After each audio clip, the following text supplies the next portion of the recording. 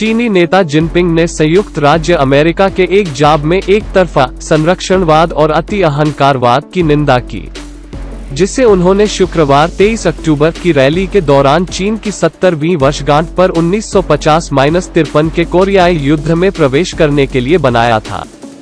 चीन उस संघर्ष को संदर्भित करता है जिसमें उसने उत्तर कोरिया की सेनाओं को अमेरिका की अगुवाई में संयुक्त राष्ट्र गठबंधन के खिलाफ युद्ध के लिए अमेरिका के विरोध और सहायता कोरिया के रूप में सहायता करने के लिए सैनिकों को भेजा था।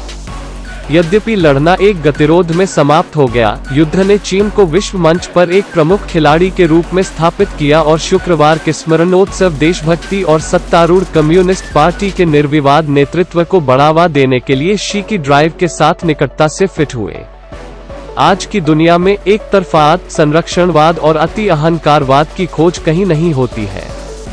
शी ने सरकार और पार्टी के नेताओं, दिग्गजों और उन लोगों के परिवार के सदस्यों को बताया जिन्होंने चीन में चीनी पीपुल्स वॉलंटियर्स को बुलाया था।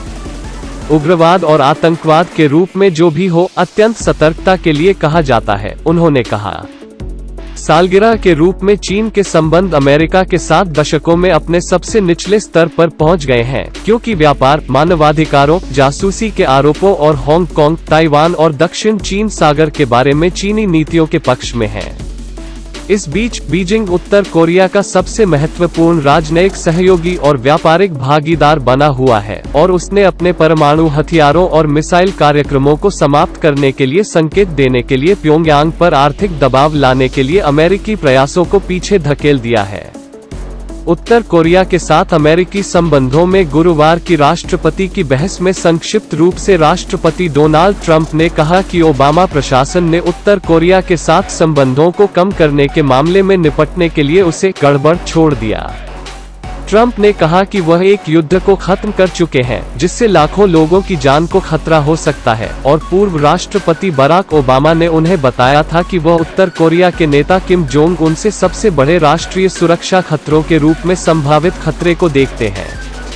डेमोक्रेटिक उम्मीदवार जो बिडेन ने कहा कि ट्रंप ने किम के साथ संबंध बनाने और मिलाने के लिए एक ठग को वैध किया।